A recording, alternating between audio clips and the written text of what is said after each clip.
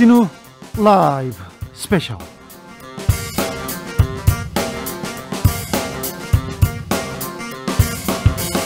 2021년 3월 27일 토요일입니다. 안녕하십니까, 주진우입니다. 토요일 이 시간은 일주일 동안 주진우 라이브에서 가장 중요하고 가장 재밌었던 부분만 모아서 듣는 시간입니다. 그리고 묻힌 뉴스도 파헤치는 그런 시간입니다. 봄날 목 건강 조심하십시오. 목이 아파요. 저 바깥에 좀 있었더니 미세먼지 때문에 목이 아파요. 여러분도 조심하십시오. 자, 토요일의 남자 김기아 기자 소개합니다. 안녕하십니까. 자, 일주일 동안 바쁠 수 있기 때문에 바쁜 분들은 이 주진우 라이브 놓칠 수가 있어요.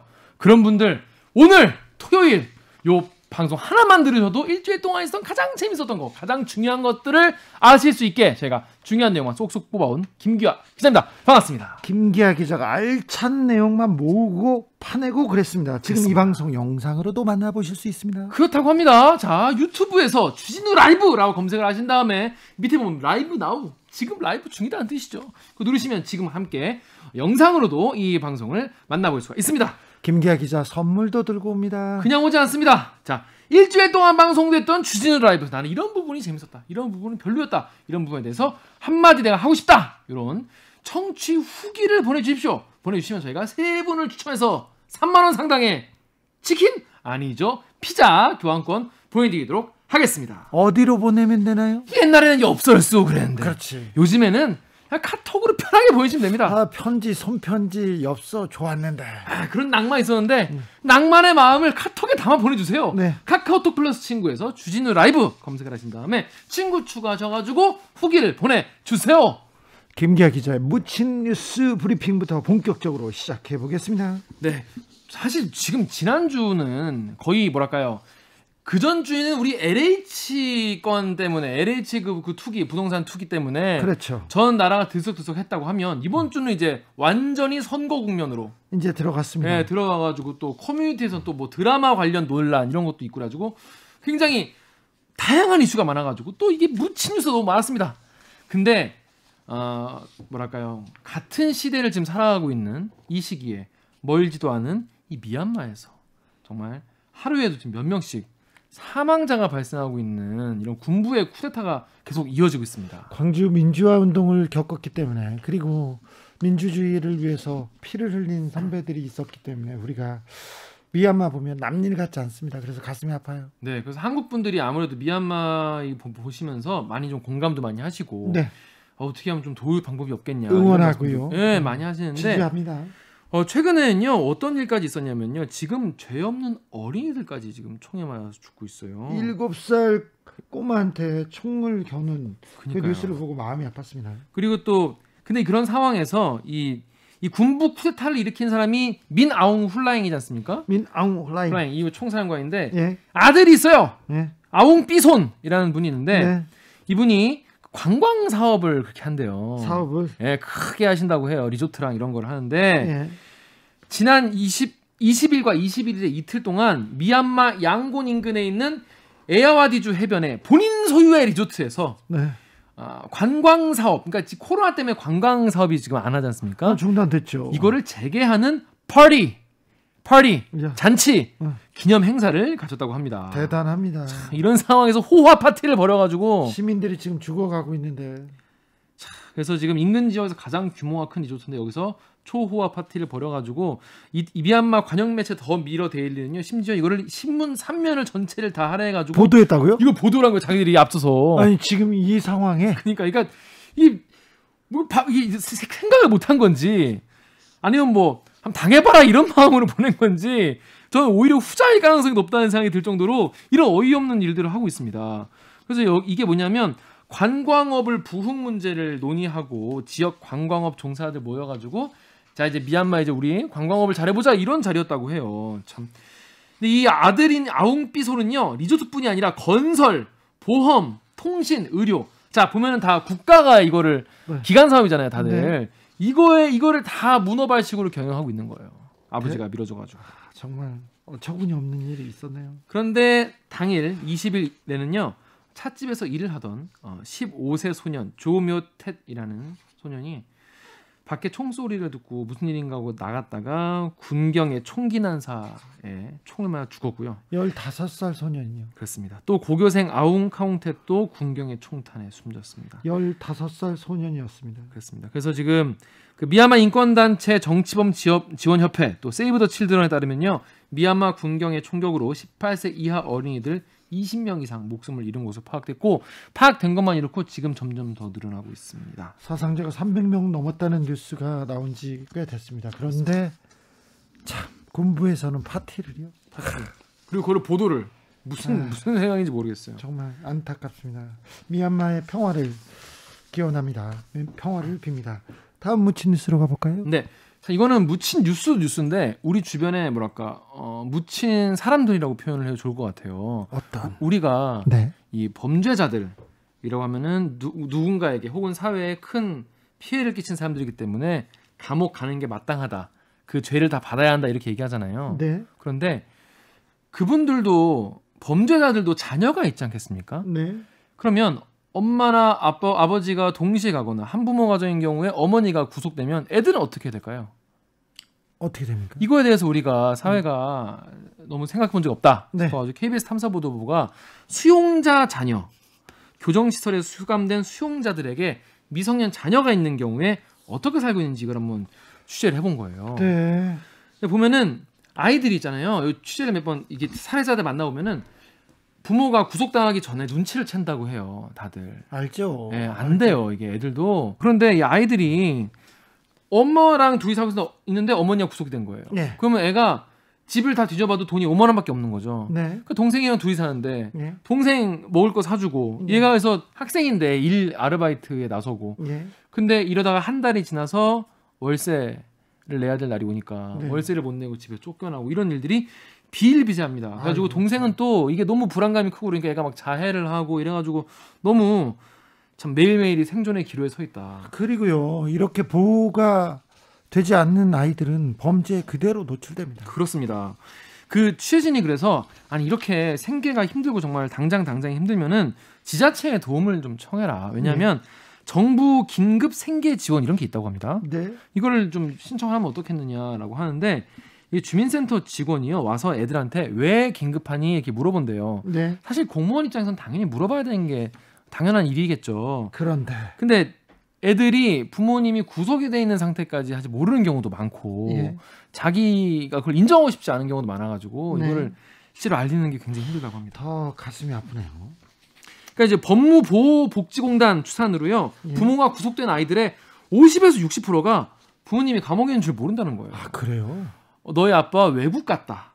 아 출장 갔다. 이렇게 네. 주변에서 그냥 얘기를 해주고 또 경찰분들도 애가 너무 놀랄까봐 또 배려하는 차원에서 그렇게 얘기를 해주는 경우가 많다고 합니다. 근데 이러면요 수감 사실을 모르잖아요. 그러면은 부모와 접견도 할 수가 없어요.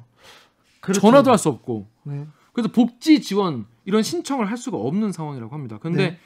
이러다가 이제 법무보호복지공단도 이런 상황에서 애들 좀 도와주고 싶은데 그게 안 알려져 버리면 도울 방법이 없고 아이들은 시간이 지나면 엄마 아빠가 나를 버렸구나 라고 생각을 하게 된다고 정말 합니다. 안타까운 일인데 이런 얘기를 범죄자 아버지가 자식한테 또 다 털어놓고 얘기하기 쉽지 않을 거예요. 그러니까 애초에 범죄를 안 저지르시는 게 제일 좋은데 전 지난 정권 때 아침에 아들하고 예, 이렇게 앉아 있는데 예.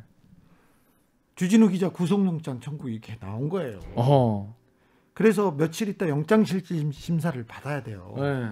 그래서 오늘 제가 이제 그 법원에 가면 네. 오늘 저녁에는 퇴근할 수 있을지 퇴근하지 못할 수 있는 못할 수 있는 가능성이 더 높잖아요. 그렇죠. 근데 이걸 어떻게 얘기를 자식한테 설명할까 이게 설명이 잘 안 되더라고요. 그렇죠. 그래가지고 괜찮을 거니까 걱정하지 말라고 했는데 모르잖아. 근데 본인도 모르는 거잖아요. 그리고 사실 만약에 자식이 아주 어렸을 경우 뭐 부모가 어떤 잘못을 저질렀고 어떤 상황에서 어떻게 감옥에 갈 수도 있다는 걸 정확하게 설명하지 않기 때문에 네. 이런 부분 많네요. 이 남겨진 아이들의 슬픔 굉장히 네. 아픕니다. 그렇습니다. 이렇게 또 사례자 비슷한 분이 계시니까 설명이 더 쉬운 것 같은데, 근데 이런 주진우 기자 같은 경우는 정치 뭐 이런 이쪽 이제 뭐 저는 잘못한 건 언론 아니잖아. 정치 뭐 이런 거지만은 잘못한 거 아니잖아요. 네, 잘못한 게 아닌 걸로 이제 결론 나지 않습니까? 그런데 많은 분들이 있잖아요. 이 범죄라고 해서 감옥에 가게 되는 경우에는 본인들 경제 형편이 넉넉지 않은 분들이 많다고 해요. 많죠. 네. 아무래도 대다수시겠죠. 근데 그러다 보니까 부모가 수감된 뒤에 경제 형편이 어떠니라고 질문에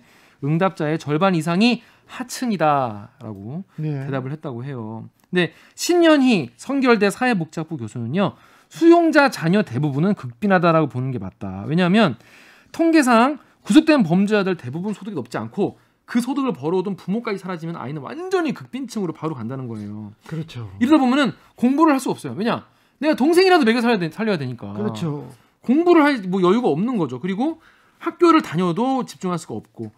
그래서 참 좀 슬프지만은 정말 뭐 많은 걸 포기하고 싶다. 이런 대답들을 아이들이 가장 많이 한다고 합니다. 제 친구도 바로 학교를 그만뒀어요. 중학교 2학년 올라갈 때 학교를 그만두더라고요. 더 문제는 뭐냐면요. 본인이 그러면 아이가 부모님이 없잖아요. 그러면 누군가에게 이 스트레스와 자신의 고민과 이런 거를 털어놔야 되지 않겠습니까? 네.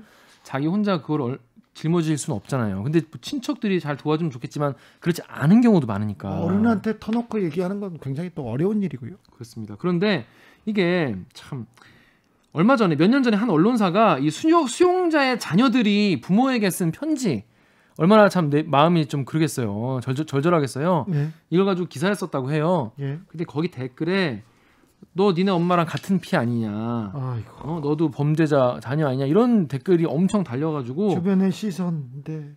그 이 댓글을 보고 아이들이 죽고 싶다라고 하는데, 최근에 KBS 보도에도 네 아이들이 받는 너희 그들의 고통도 죄값이다, 이런 얘기를 쓰거나 아이들도 같이 벌 받아야 된다, 이런 너무 잔인한 이런 그렇죠. 댓글이 많이 달렸다고 네. 합니다. 그래서 참 KBS 기자들도 이 부분이 참 너무 고통스러웠다고 해요. 취재하고 보도를 하면서. 근데 또 이뿐이 아니라 자기들도 내가 엄마 아버지 같이 나에게도 또 범죄의 어떤 이런 게 흐르는 게 아닐까, 이런 생각을 한대요. 애들이 스스로를 막 자책하고. 아이들을 보호해야 됩니다. 이거 정부가 나서야 될 것 같습니다. 정부 차원의 노력 반드시 필요합니다. 그렇습니다. 그래서 2019년에 법무부가 예규를 만들긴 했어요. 그러니까 수용자의 자녀를 차별 말고 보호하자라는 차원인데, 이게 명문화된 건 처음이긴 한데요. 법무부가 할 수 있는 건 여러분, 그 철창 안에서 지원하는 것밖에 안 된다고 해요. 왜냐하면 거기까지가 자기가 그 법무부가 맡은 역할이기 때문에. 그래서 여기서 인력이나 예산, 그러니까 아이들이 지금 사회에서 완전히 떨어져 지금 거의 방치되어 있는 상황이잖아요. 얘들을 어떻게 지원할 수 있는 건 없는데, 또 이런 얘기를 하면 또 어떤 분들은 우리가 범죄자들의 자녀까지 우리 세금으로 챙겨야 되냐, 이런 지적도 하시는 경우가 많더라고요. 챙기지 않으면 그 아이들이 범죄에 노출되고 또 이게 사회적 문제를 일으키면 더 큰 사회적 비용이 필요합니다. 그래서 사회 안전망을 단단하게 구축하는 것이 건강한 사회, 복지 사회로 가는 길이에요. 그렇습니다. 그래서 이거에 대해서 물론 범죄 저지른 사람이 제일 밉죠. 그리고 피해자분들은 얼마나 더 화가 나고 미우시겠어요. 하지만 그 애들이 또 무슨 큰 죄가 있습니까? 네. 그러니까 그 아이들에 대해서 뭔가 사회와 정부가 나서서 뭔가 뭔가 이렇게 사회적 안전망을 좀 구축하는 그런 노력이 좀 필요하지 않냐, 이런 보도였습니다. 네. 아무튼 부모님이 범죄에 연루돼서 감옥에 갔을 때 그 자식들까지 삐뚤어지는, 범죄에 연루되거나 아니면 감옥에 가는 경우를 너무 많이 봤습니다. 제 친구들도 몇 명 있습니다. 그래서 마음이 다 아픈데요. 우리 아이들은 그 범죄 소굴에서 구해내야 됩니다. 이게 우리가, 국가가, 그리고 우리들이 키워야 더 안전한 사회 만들 수 있어요. 이게 결코 비싼 비용이 아닙니다. 맞습니다. 훨씬 효율적인 범죄 예방이 되지 않을까 하는 생각이 저한테 있습니다. 네. 여러분께서는 지금 주진우 라이브 스페셜 듣고 계십니다. 묻힌 뉴스 브리핑 김기혜 기자가 끝냈고요. 주진우 라이브 스페셜 본격적으로 하이라이트 장면 다시 듣기 시작해 보겠습니다. 어떤 장면 골라오셨어요? 자, 토요일이죠. 네. 이틀 지나면 월요일 되지 않습니까? 네. 그러니까 다음 주죠. 다음 주는 그야말로 선거의 주라고. 막판이죠. 네, 막판이죠. 네. 가장 뜨거운 한 주가 될 것이기 때문에 네. 사실상 다음 주 한 주 남았다고 볼 수 있습니다. 다음 주 한 주를 뭔가 우리가 머릿속에 좀 정리를 하고 다음 주를 맞이하자. 뭐 이런 차원에서 예. 민주당 5선 의원이죠. 안민석 의원, 국민의힘 5선 의원이죠. 조경태 의원과 함께하는 목요일 코너 정비록에서 네. 이 선거 재보궐선거에 대한 내용을 그 여야의 입장을 쫙 정리하는 인터뷰를 가져왔습니다. 정비록은 정치 코너들, 정치 패널들이 여야 나와서 이렇게 맞붙는 코너 중에 가장 품격과 인품이 그렇더라고요. 강조합니다. 네. 강조해서 그 품격 있는 토론이 진행되는데요. 그렇다고 해서 그 물밑에서 칼은 씩씩 날아다닙니다.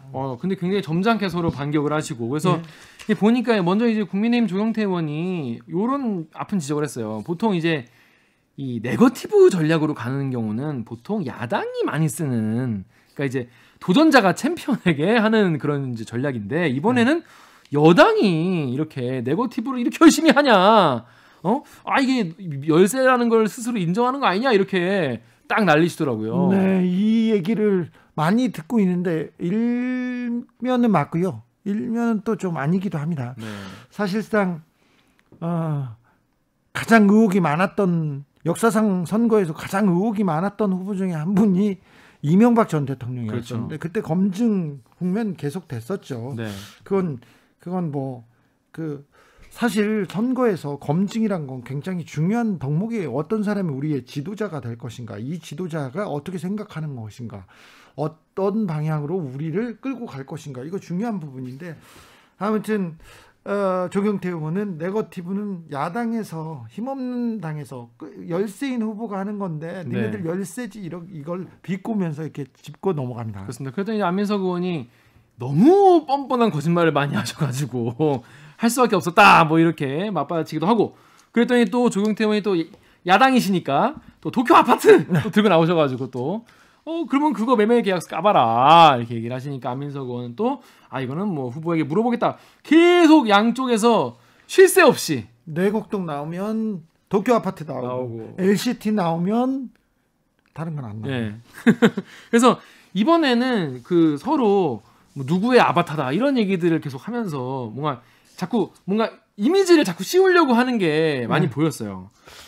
두 분의 얘기를 듣지 않습니까? 지금 민주당과 국민의힘의 선거 전략이 그대로 나옵니다. 그렇습니다. 그래서 여러분이 다음 주 월요일에 이제 딱 뉴스 딱 보시고 하실 때 요게 이제 이렇게 여기까지 진행이 됐구나. 물론 뭐 주말에 뭐가 터져 나올 수도 있겠습니다. 하지만은 지금까지의 정리, 양당의 입장은 가장 절제돼 있고 하지만 날카롭게 한 인터뷰 코너라고 할 수 있겠습니다. 이번 선거는 안민석 의원의 전략으로, 자 민주당 안민석 의원의 얘기로, 그다음에 국민의힘은 조경태 의원의 전술로 이렇게 치르고 있다는 거 확인하실 수 있습니다. 자, 더 자세한 이야기 목요일 코너 정비록 하이라이트를 그러면 지금부터 함께 듣고 오시겠습니다. 큐. 저는 지금 내곡동에 대해서 저희가 알아본 바에 의하면요, 이게 이제 사실은 우리가 투기냐 투자에 대해서 지난번에도 말씀드렸지만은 이 부도덕한 그 투기의 경우에는 공개되지 않은 비공개된 정보를 이용했을 경우에 땅을 매수한 경우에는 이게 이 투기라고 저는 볼 수 있습니다. 하지만 지금 내곡동 땅은 저희들이 받아본 자료에 의하면은 오세훈 후보 처가가 상속받은 땅이라거든요. 예. 그럼 이런 경우에는 이 비공개 정보에 의해서 이게 매수된 땅이 아니다 이 말입니다. 그래서 이런 부분에 대해서도 아마 청취자 여러분들께서 이제 명확하게 잘 살펴봐 주실 거라 보고 있고요. 저는 이 자리에 비해서 박영선 후보께서 이 동경에 있는 일본에 있는 집이 일본에 집이 있더라고요. 예. 혹시 주 기자님 알고 계십니까? 예, 저도 보도 봤죠. 근데 최근에 집을 팔았다 안 팔았다 가지고 또 논란이 많이 있던데. 네. 그럼 집을 매매해서 매매 계약서가 있을 겁니다. 네. 매매 계약서를 우리가 보통 집 사고 팔고 할 때 매매 계약서가 있지 않습니까? 있죠. 그 매매 계약서만 보여주면은 이거는 적극적으로 이건 해명이 되는 부분인데, 그렇죠. 왜 매매 계약서를 보여주지 않는지 그 부분에 대해서 상당히 우리 더불어민주당에 좀 궁금해서 물어보고 싶습니다. 안민석 의원님, 누구든지 이제 허물은 있는 것이죠. 그런데 그것을 설명하고 해명을 할 의무가 있지 않습니까? 예. 후보자는. 예. 그 과정에서 이제 거짓말을 하면 안 되는데 지금 현재 오세훈 후보나 박형준 후보 두 분의 해명 과정에서 드러난 거짓말들이 너무나 뻔한 거짓말들을 하고 있어요. 오세훈 후보 같은 경우에 그린벨트를 해제하는 것은 청와대까지 보고를 하는 것인데 그것을 서울시장이 몰랐다라고 이야기를 한다든지 그다음에 뭐 차익이 36억이었는데 그 땅의 존재를 그걸 뭐 모르는 것으로 해명을 한다든지 그것은 너무나 뻔한 거짓말을 하는 것이죠. 거짓말에 이제 문제가 있는 것입니다. 그다음에 박형준 후보 같은 경우에는 LCT 고급 빌라를 지어놓고서 등기를 안 했는데 이것을 몰랐다. LCT를 두 채를 사고 파는 과정에서 자기는 잘 모르는 일이다. 우연히 뭐 LCT의 조각품이 그게 뭐 한 20억이 넘죠. 18억과 다른 미술품까지 합하면 28억입니다. 본인의 처가 우연히 그렇게 들어갔다. 전부 다 이걸 갖다가 뭐 우연이라는 것으로 포장을 하면서 까도난 박영준에서 우연히 박영준으로 그렇게 좀 별칭을 붙여야 되지 않나. 그러니까 정확하게 해명을 하면은 국민들이 납득을 할 텐데 그것을 숨기고 은폐를 하고 거짓말을 하니까 이것에 대한 그 문제를 삼는 것이고 그런데 이렇게 거짓말하는 후보에 대해 가지고 조경태 의원님처럼 네거티브 하지 말라고 그러면은 선거를 뭐하러 합니까? 조경태 의원님 긍정을 하는 과정인데요. 제가 그 부분에 대해서 그 후보 쪽 입장을 정확하게 들어봐야 되겠습니다만은 방금 제가 드렸던 질문에 대해서는 답을 안 했거든요. 뭐냐면은 박영선 후보가 분명히 동경에 있는 일본에 있는 집을 매각을 했다라고 했는데 그럼 거기에 대해서 매매 계약서를 정확하게 제시하면 되는데 아직까지도 거기에 대해서 지금 얼렁뚱땅 넘어가려고 한단 말입니다. 그래서 이런 부분에 대해서 더불어민주당에서 나서서 매매 계약서를 적극적으로 공개할 의향이 있는지 저는 묻고 싶습니다. 뭐 공개하라는데요. 해야 되겠는데요. 제가 뭐 박영선 후보의 대변인은 아니기 때문에 거기에 대해서 이제 세세하게 답할 입장은 못 되지만은 아마 박영선 후보의 입장으로서는 일본의 아파트를 매매하는 과정이 우리하고 좀 차이가 있다라는 이제 그런 해명을 하셨고 그것이 문제는 거짓말 해명이냐 아니냐 그 문제인데 저는 박영선 후보가 거짓말을 했다고 보지는 않고 우리는 절대로 박영선 후보든 김명춘 후보든 본인이 어떤 해명을 하는 과정에서 거짓말을 한 사례는 없다고 저는 보고 있습니다. 조경태 의원님, 도쿄에 집을 사거나 외국에 집을 사는 게 정치인으로서 부적절합니까? 서울시장 후보로서 부적절합니까? 저는 그렇게 봅니다. 왜냐하면 특히 일본에다가 집을 산다는 것 자체는 저는 썩 바람직한 모습이 아니다 생각하거든요. 왜냐하면은 그동안 문재인 정권이 그 일본 제품에 대해서 일본에 대해서 상당히 반일 감정 이런 부분이 좀 강하지 않았습니까? 특히 아직도 우리 국민들 정서에는 반일 감정이 많이 남아 있습니다. 있죠. 근데 일본에 보통 거주는 할 수 있어요. 거주는 할 수 있지만은 일본에 집을 구매를 했다는 것은 저는 좀 상식적으로 이해가 안 되고 만약에 구매를 했었음에도 불구하고 최근에 어떤 여러 가지 심적인 부담으로 인해 가지고 매매를 했다 했지 않습니까? 매매를 했다 하면은 그 매매 계약서를 보여주면은 그 논란은 끝날 건데 일본에서 일을 하게 되면 전세는 살아도 되는데 구매를 하면 안 되는군요. 이제 지금 그 남편 되시는 분이 지금 일본에 거주하고 있지 않지 않습니까? 예전에 했었죠. 그러면 이제 거주에서 끝났으면은 설령 100번 양보해서 구매를 했다 손친다라도 이제는 빨리 팔아야 돼요. 거주를 하지 않기 때문에 이거는 매매를 하는 것이 맞다고 보는 월세는 되고 전세는 되지만 구매는 안 됩니다. 조경태 의원님한테 묻겠습니다. 그러면 박영선 후보는 도쿄집 매매 계약서만 공개되면 일단 도쿄집에 대한 의혹은 해소되니까 빨리 그렇습니다. 공개해라 이렇게 얘기하는 거고요. 오세훈 후보는 더 이상 해명할 것이 없다고 했는데 없습니까 이제? 그래서 오세훈 후보는 그 처가의 집이 상속된 땅이라고 하니까 그게 사실이라면은 크게 말씀드렸던 그 부동산 투기와는 좀 거리가 멀다. 이리 보는 거지요. 서울시장 시절에 뭐 용도가 바뀌고 그린벨트가 해제되고 그런 건 상관없습니까? 저희가 조사를 해보니까 2004년도는 이제 노무현 정부 시절이거든요.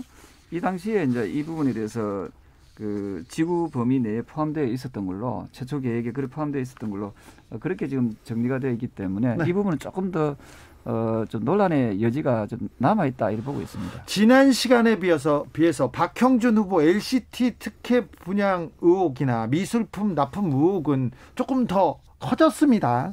그렇죠. 어떻게 보세요, 조경태 의원님? 저는 이제 이 부분에 대해서는 뭐 박 후보가 직접적으로 저는 해명하는 것이 뭐 옳다라고 보고 있고요. 다만 이게 위법성이 있느냐 없느냐는 이제 또 다른 좀 논란, 네. 또 다른 해석이라고 보고 있고요. 다만 이번 선거에서 여당에서 어쨌든 그런 위법성 논란과 관계없이 무차별적인 그 네거티브의 공세는 저는 바람직하지 않다 이렇게 보고 있습니다. 바람직하지 않다 그렇게 얘기합니다. 안민석 의원님? LCT 이 문제의 본질은 이제 특혜에 있다고 봅니다. 그 LCT라는 게 100층을 101층입니다. 지으면서 네. 101층입니까? 100층 아니고 그 이제 높은 빌딩을 지으면서 그 과정에서 숱한 행정적인 특혜가 있었지 않겠습니까? 예. 공무원들이 어떻게 그런 결정했겠어요? 예. 정치적인 외압이라든지 그런 작업들이 이제 있었겠죠, 그죠? 그리고 그것 때문에 박근혜 정부 때 청와대 정무수석이었죠. 현기환 수석이 뇌물 받았다고 감옥까지 가지 않았습니까? 네. 그러한 전통적인 권력 유착된 그런 사업의 상징인 LCT 아파트에 박형준 후보가 2채를 분양을 받았다는 겁니다. 네. 이거하고 그리고 그 아파트의 조각품들, 미술품들을 박 후보의 부인이 납품을 했다는 것이 이것이 국민들의 눈에서 봤을 때 박형준 후보도 LCT하고 무슨 관련이 있겠구나. 물론 이제 수사를 해봐야 되겠지만은 그런 것을 이제 문제를 삼는 것이고 박형준 후보는 그것을 해명하는 과정에서 계속적인 거짓말을 하는 것이죠. 영국 속담에 그런 말이 있습니다. 한 가지 거짓을 덮기 위해서 7가지 거짓말을 해야 된다. 그래서 박형준 후보의 거짓말 시리즈를 보면서 부산 시민들이 저건 너무 심한 거 아닌가. 뭔가 떳떳하지 못하고 지금 숨기고 있구나. 그러한 의혹들이 자꾸 하나하나씩 쌓여가고 있는 것이죠. 거기다가 최근에 그분이 국회 사무총장 했을 때에 지금 국회는 굉장히 그 좋은 이탈리 레스토랑이 있어요. 네. 예약하기도 힘들어요. 네. 거기에 운영권자가 박 후보 부인의 지인이었다는 거 아닙니까? 이것을 우연히 그렇게 되었다. 자기 몰랐다라는 식의 발뺌을 하는데 그게 어떻게 우연이었고 박형준 사무총장이 몰랐겠습니까?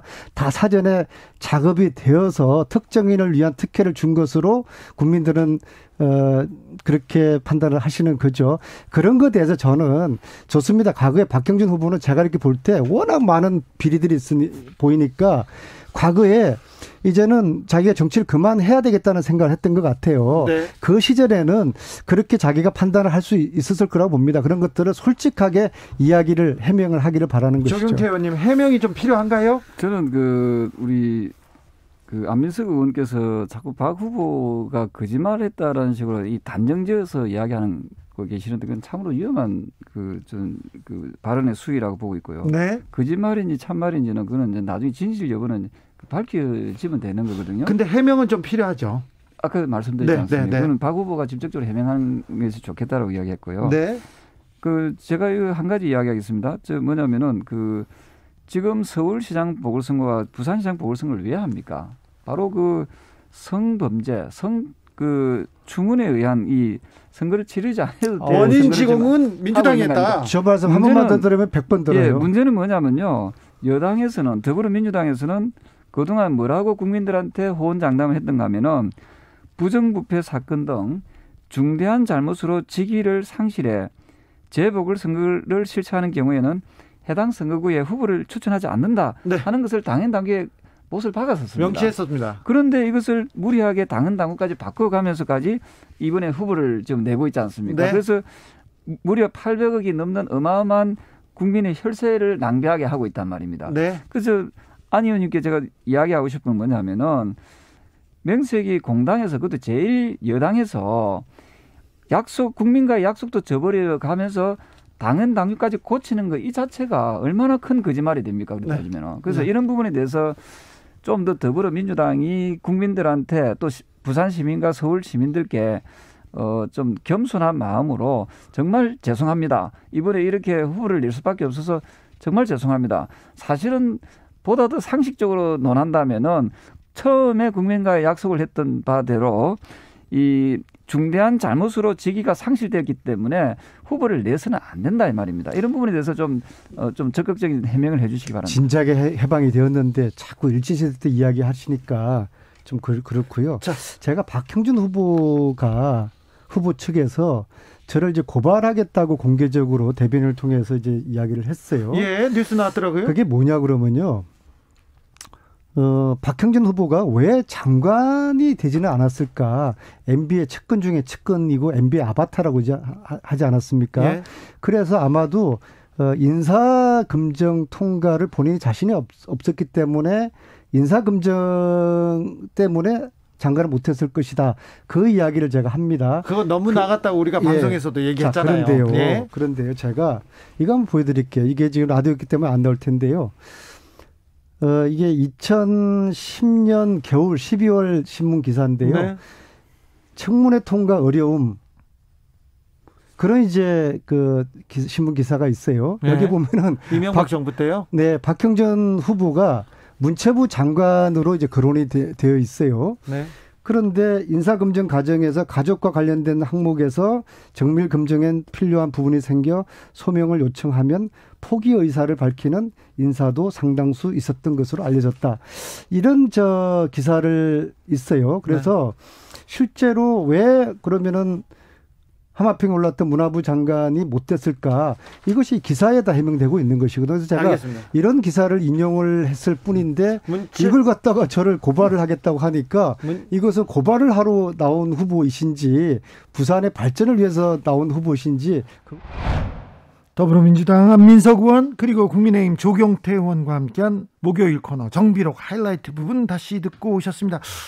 김기아 기자, 이거 풀 버전으로 들어야 이게 종합적으로 고찰할 수 있습니다. 그렇습니다. 지금 뭐 하이라이트 부분은요, 저희가 이제 풀 버전 들으시라고 미리 이제 들려드린 거고, 요거 이제 한 합, 두 합, 세 합 이렇게 딱 붙는 거를 보시려면은 이 풀 버전을 반드시 들으시길 추천을 드리겠습니다.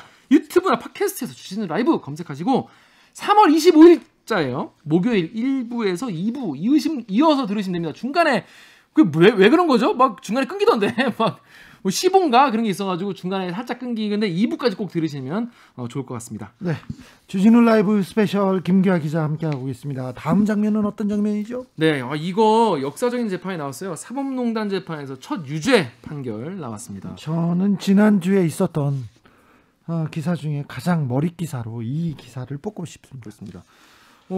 이게 지금까지 사법농단 재판 같은 경우에는 판사들에 대한 재판인 거잖아요. 판사들의 과오를 가지고 지금 재판하고 있습니다. 판사들에 대한 과오를 재판하는데 판사가 봐도 정말 봐줄 수 없는. 지금까지는 다 봐줬거든요. 네.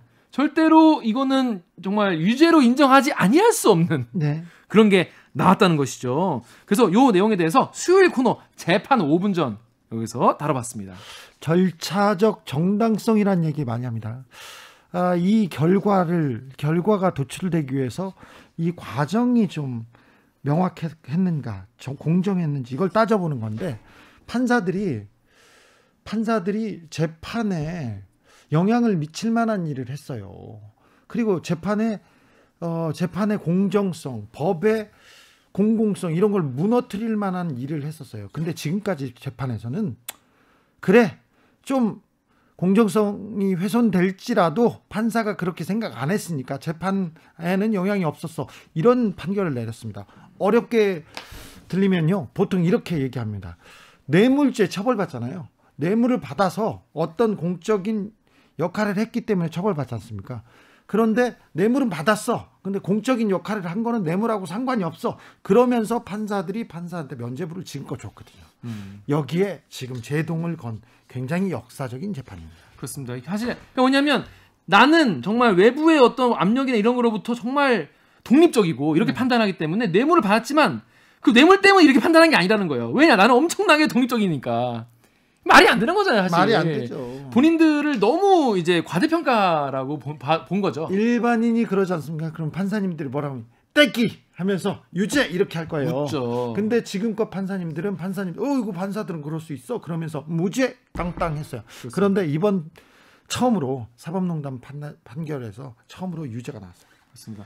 그 이번에 판결이 왜 또 의미가 크냐? 앞으로 이제 양승태 전 대법원장, 임종원 전 법원행정처 차장 중요한 이 재판들이 지금 줄줄이 기다리고 있거든요. 네. 근데 이게 어차피 다 엮여 있는 관련된 재판들이기 때문에 여기에도 쭉쭉쭉 영향을 미칠 것이다라는 거죠. 네. 그렇기 때문에 중요한 거라고 볼 수 있습니다. 그렇습니다. 자, 더 자세한 이야기, 사실 이 얘기는요 쭉 들으셔야 돼요. 특히 저는 여기서 제대로 이거 듣기 잘했다고 생각한 게 직권남용. 네. 직권남용이 지금까지는 직권을 남용해야만 직권남용인데 직권이 아닌 것에 대해서도 이제 그러니까 자기 직권을 넘어서는 것에 대해서도 그런 거 이게 무리를 이렇게 지시를 하면은 이것도 문제가 있다라는 그런 내용의 판결. 이런 거를 좀 봐야 되지 않냐. 양지열 변호사가 이런 얘기를 해주시더라고요. 개념이 좀 어려운데. 이게 개념이 좀 어려워요. 예. 개념이 어려운데 저희 청취자께서 정확하게 짚어주셨습니다. 예를 들어서 회사에서 다른 부서의 부장이, 그러니까 나랑 상관없는 사람이잖아요. 다른 부서의 부장이 나한테 부당한 지시를 내렸는데 이게 문제가 생기면은 그 부장은 죄가 없다는 거예요. 왜냐? 이 부장의 직권, 자기의 일로 한 게 아니라 딴 일을 시켰으니까.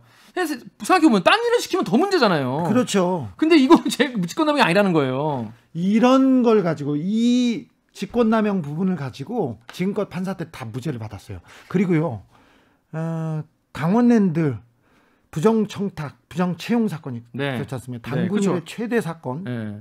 그런데 여기에서도 딴 부서 높은 사람이 지시한 건 다 무죄가 나왔어요. 그렇죠. 이게 그 고위급들, 고위공직자들, 국회의원님들, 높은 사람들 빠져나가는 큰 구멍이었습니다. 그렇습니다. 남용할 직권이 없다는 거예요. 그 직권이 다른 그냥 권한을 행사했기 때문에. 이게 말이 안 됩니다. 이거 기자들이 지적하잖아요. 이거 말이 안 된다고 지적하면은 김 기자가 법을 잘 몰라서 그래 이러고 넘어간단 말이에요. 말이 안 됩니다. 말이. 그럼 안 됩니다. 법이 상식이어야 되는데 전혀 상식적이지 않고 그렇죠. 국민의 법관정과 멀어져 있기 때문에 많은 분들이 법에 대한 재판에 대한 신뢰도가 떨어지는 게 아니겠습니까? 네. 그래서 요거에 관련해서 더 자세한 이야기 수요일 재판 5분 전 하이라이트 부분을 함께 듣고 오시겠습니다.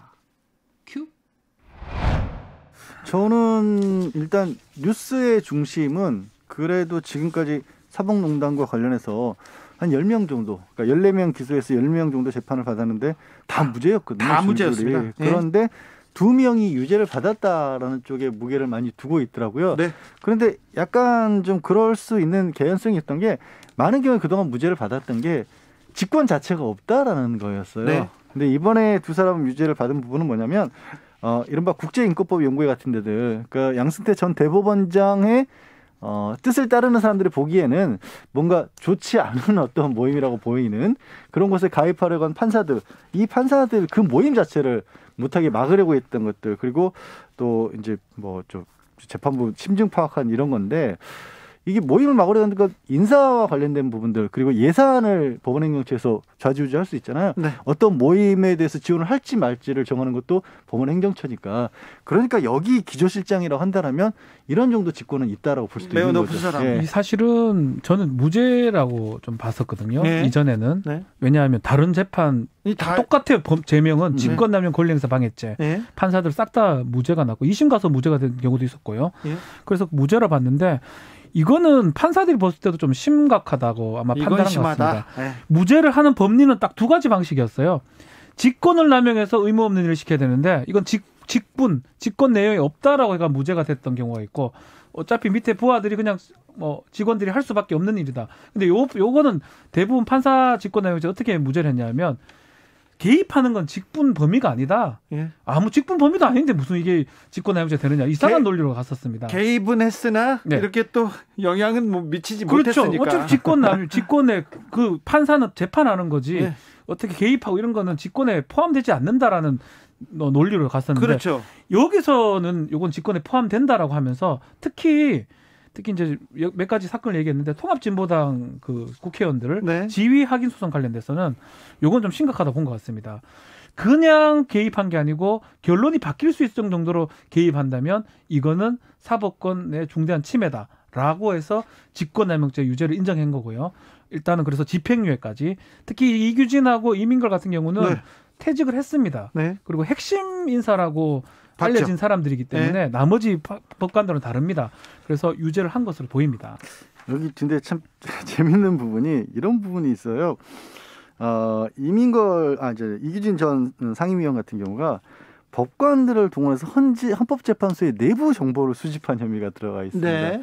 이게 참 그냥 보시는 분들 입장에서는 이걸 왜 했을까라는 생각도 드실 거예요. 왜 판사가 스파이야? 왜 들어가서 내부 정보를 빼내? 헌법재판소로 파견된 판사 스파이입니다. 예, 근데 이게 그 배경을 조금 이해를 하셔야 될 게 헌법재판소와 대법원이 묘한 알력이 있어요. 있죠. 예, 서로가 우리나라의 최고 법원은 나야. 그렇죠. 뭐 이런 약간 그런 주장들이 좀 있고, 물론 전반적으로 우세하기는 대법원이 더 우세한데 어쨌든 이런 거죠. 헌법재판소는 이 국민들 권리 보호를 위해서 기본권 보호를 위해서 있는 재판소가 우리인데 법원이 잘못해도 우리가 들여다봐야 된다는 입장들을 좀 비치고 그러거든요. 그러면 또 대법관들은 이거 사심제 하자는 말이냐? 그렇죠. 우리가 최고 법원인데 어떻게 우리를 또 들여다봐야 뭐 이런 얘기를 하니까 그 갈등의 배경하에서 보면 참 이게 법원 판사들조차도 서로 권력 다툼을 하고 있었던 거예요. 서로 스파이까지 보내가면서. 이런 걸 보면 또 참 사법농단 사건 보면 판사들의 민낯을 이렇게 판사들의 수준을 또 알 수 있습니다. 그렇죠. 사실은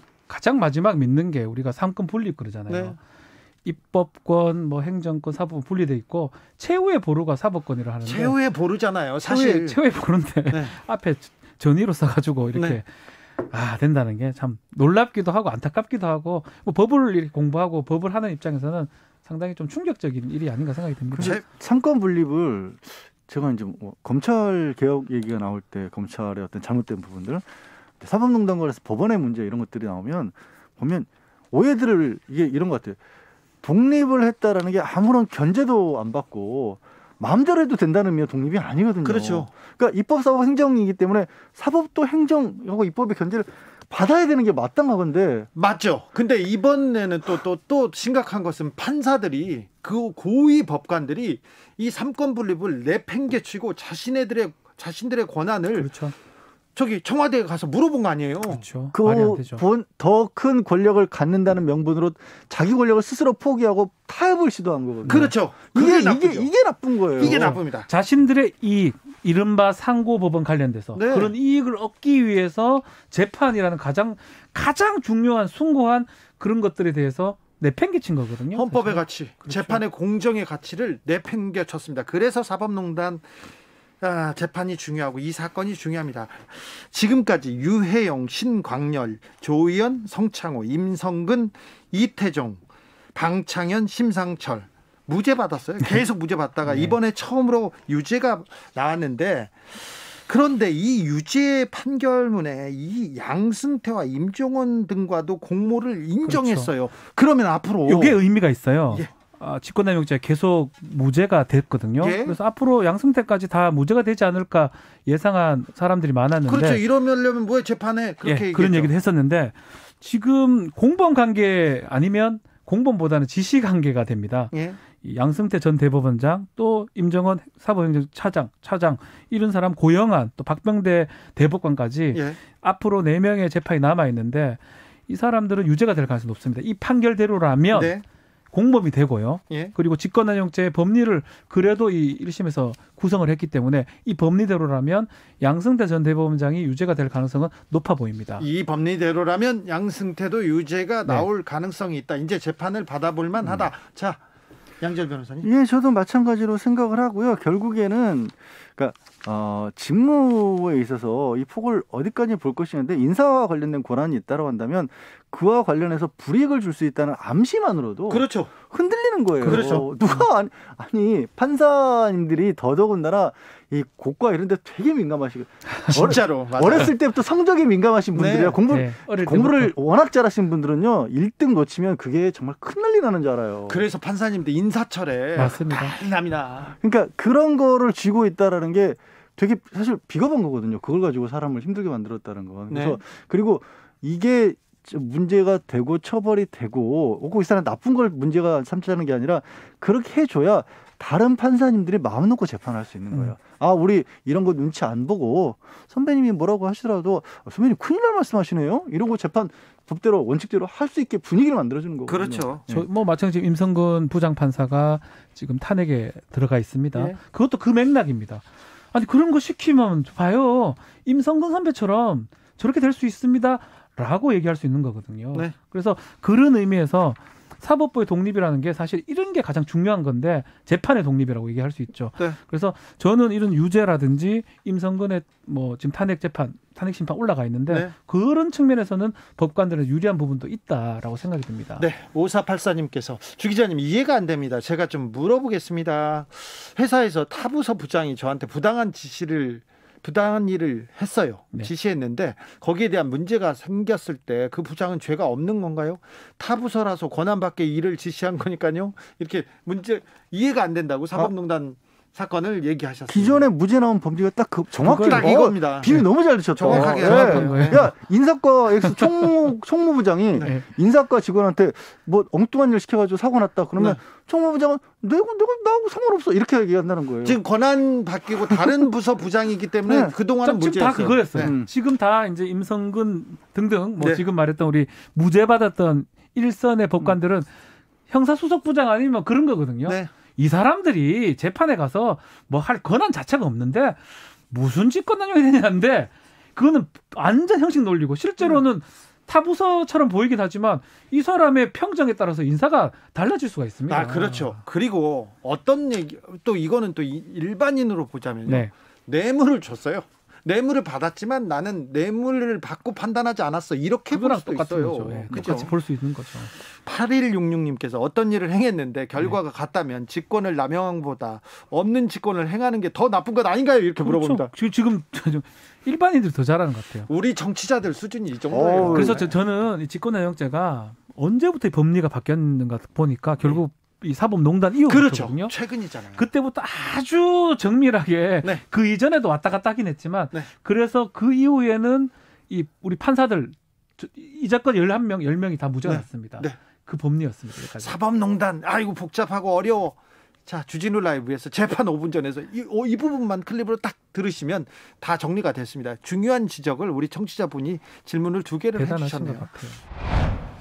양지열 변호사, 박지훈 변호사와 함께한 수요일 재판 5분 전 하이라이트 부분 다시 듣고 오셨습니다. 김기아 기자, 네. 풀버전은 어디서? 요거는 주진우 라이브 유튜브나 팟캐스트에서 주진우 라이브 검색을 하신 다음에 3월 24일 수요일 2부를 들으시면 되는데요. 사실 요 코너 같은 경우에는 이 재판뿐이 아니라 이제 몇 가지 재판, 2-3개 정도를 묶어서 같이 얘기하고 있기 때문에 매주 가장 중요한 재판만 모아서 나옵니다. 네, 쭉 들으시면은 좋을 것 같습니다. 상식에도 도움이 되고요. 그렇습니다. 그리고 어떤 일이 어떻게 정리되고 있는지 판단하는 데도 굉장한 보탬이 됩니다. 김기아 기자, 오늘도 감사했습니다. 고생하셨습니다. 김기아 기자는 그냥 가지 않습니다. 제가 선물을 준비했습니다. 청취자 여러분들에게 이 카카오톡 플러스 친구에서 주진우 라이브 검색을 하신 다음에 이 친구 추가를 해주세요. 친구에게 그냥 카톡 보내듯이 네. 얘기하듯이 네. 남친 흉을 보듯이 네. 이 주진우 라이브 흉을 봐주시면 네. 또 칭찬도 해주시면 네. 청취 후기지 않습니까? 그런 게 네. 그럼 저희가 3분을 추첨해서 3만 원 상당의 피자, 뜨끈한 피자, 봄에는 피자죠. 봄에는 피자 네. 교환권 보내드리도록 하겠습니다. 김기아 기자, 오늘도 감사했습니다. 고생하셨습니다. 목 건강 챙기십시오. 네, 감사합니다. 주진우 라이브 스페셜 여기서 인사드리겠습니다. 저는 다음 주 월요일 오후 5시 5분에 돌아오겠습니다. 지금까지 주진우였습니다.